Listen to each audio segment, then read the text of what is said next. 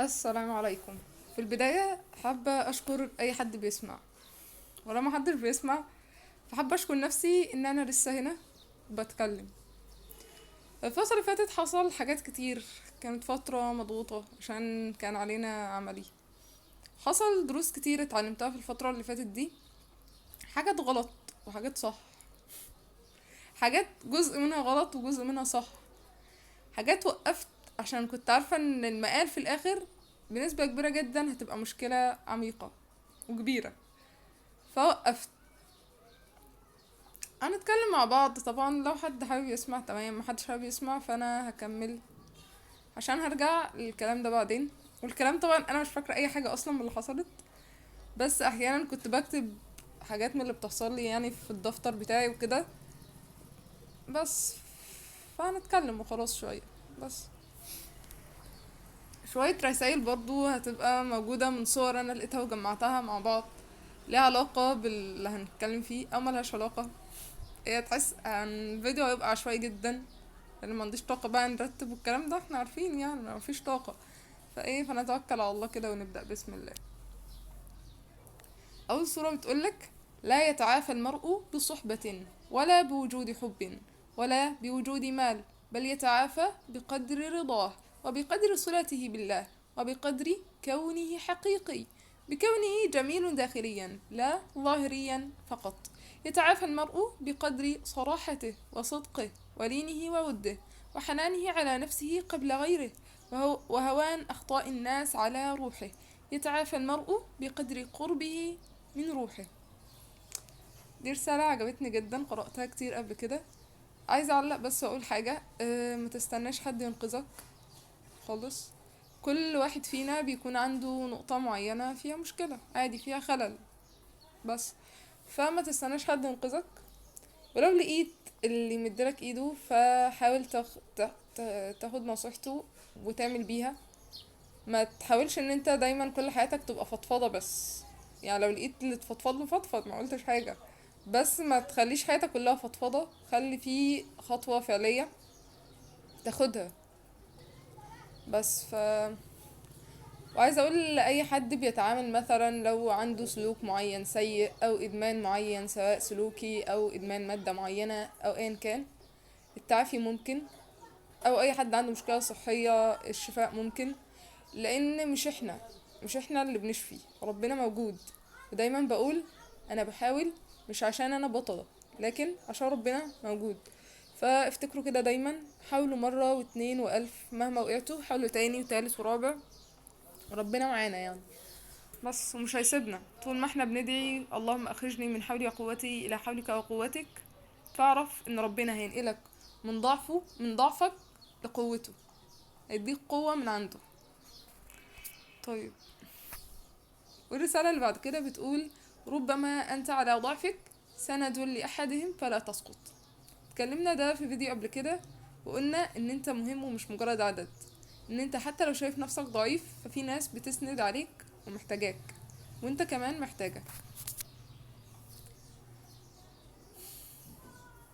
الرسالة دي أهم ما هو موجود يعني، ان احنا بنحاول نظهر كويسين وبنبتسم وكل حاجة تمام. عشان كده لا أحد يقبلك منطفئا، الله وحدك يقبلك ويضيئك أيضا. ليه بنبتسم واحنا زعلانين من جوه؟ فكرت في السؤال ده قبل كده، قلت لأن أول حاجة احنا لو مثلا بينا الزعل وبقى في زعل متواصل كده فالناس هتبعد، فاهم؟ ومحدش بيبقى عايز الناس تبعد عنه، تمام. وتاني حاجة ان محدش بيقبل حد يكون منطفئ فترة طويلة، لو قبلك النهاردة مش هيقبلك بكرة، فاهم؟ فعشان كده لا أحد يقبلك منطفئا، الله وحده يقبلك ويضيئك أيضا. فخليك مع ربنا دايما، خليك مع الناس برضو اللي بيحبوك. أه، حاول حتى لو سمعوا منك حاول انت كمان تسمع منهم، ما تكونش دايما الطرف اللي بيتكلم، لا اسمع برضو. وربنا يرزقنا جميعا الصحبة الصالحة يعني. البيت ده مش عارفة، هي صورة عجبتني فحطيتها، والله ما عارفة ايه ده. بس جدا اه جملة ألفتها في مرة: لو كنت طيرا لطرت بحرية بعيدا عن أي مشاعر سلبية. هحكي بقى حاجة حصلت معايا بما اننا احنا كده بندردش يعني. وهي حصل حاجة، مش هحكي الحاجة بالظبط عشان ايه ماشي. بس هي خطوة كنت عايزة اخدها، ان انا انصح حد وكده بحاجة معينة. ماشي. بس انا كنت خايفة من الموضوع ده. بالفعل كنت مترددة، لكن كسرت التردد ده واتكلمت. لكن بعد كده حسيت بخوف ان هندخل في مشكلة اعمق. فلا، قلت خلاص انا عملت اللي عليا وخلاص، ونهيت الموضوع. عايزه اقول بقى في النقطه دي ان مفيش حاجه صح 100%. لا، ما اقصدش الحلال والحرام. الحلال بين والحرام بين. عشان كده ما يعني الحاجه الحلال خلاص اعملها، الحاجه الحرام ابعد عنها تماما. حتى لو انت شايف ان جزء من الموضوع صح، بس خلاص يعني انا غلطت وخلاص، يعني اتعلمنا من غلطنا. الحاجه الحرام لا تقرب. يعني ربنا عز وجل قال لا تقربا. قال لسيدنا ادم سيدة حواء لا تقربا هذه الشجرة. فعشان احنا ضعاف، يعني وخلق الانسان ضعيفا. فبس يعني لو تقدر تساعد تساعد، بس لو شايف ان الحاجة دي هتضرك او ان الحاجة دي حرام فبلاش. بس طيب. أنازع كل لحظة الحياة وعدمها، وأزرع الفسيلة كل يوم بيد مرتعشة، ولا أعرف أثبت إيه ده؟ ولا أعرف أثبت أم لا. علها في مرة بعينها تنغرس بقدر ما ينجيني، علني أنجو. بإذن الله هننجو يعني، بإذن الله هننجو. بس ماشي. دي عشان بحب الخيل وكده ماشي. اصنع من نفسك شخصا يحبه الله لا البشر. Make yourself someone loved by God. أو نقولها الصح loved by Allah not by people. طبعا. رسالة اليوم: عود نفسك أن تعمل بلا تشجيع، وأن تنجز دون تصفيق، وأن تثق بنفسك بصرف النظر عن رأي الآخرين بك. أول حاجة برضو حاصلة معايا من بعد ما خلصت العمل امبارح، كانوا علينا 6 أيام عملي ورا بعض، حرفيا مهلكة. الحمد لله عدوا على خير، وعقبال يا رب الفاينل يعني ما يعدي على خير بإذن الله. عايزة أقول بقى حاجة هنا، أقول حاجة مهمة يعني. والله نسيت، استنى، افتكرت. أيوه، ان احنا في فترات هنبقى فيها متحمسين وقادرين نعمل، في فترات تانية هنبقى لا في فتور، في فترات تانية هنقف مش هنقدر نعمل حاجة. انا بقى في الفترة اللي هي الفتور دي، فتور ووقوف في نفس الوقت. لو انا مش قادرة اعمل حاجة من امبارح عمالة بقلب. ونيجي من نقطة هنا ان اوقات انا بنصح مثلا اقول لكم لا ما نقلبش على السوشيال ميديا وكده، او ما نقلبش عامة. بس اوقات انا بقع في النقطة دي. انا بشر زيكم، مش ملاك.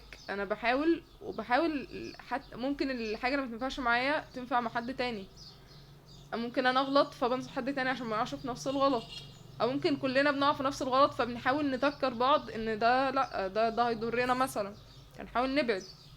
لكن انا بشر عادي جدا، بغلط عادي برضو، بحاول استفيد من غلطي. حاجات بغلط فيها مش عارفه اصححها عادي.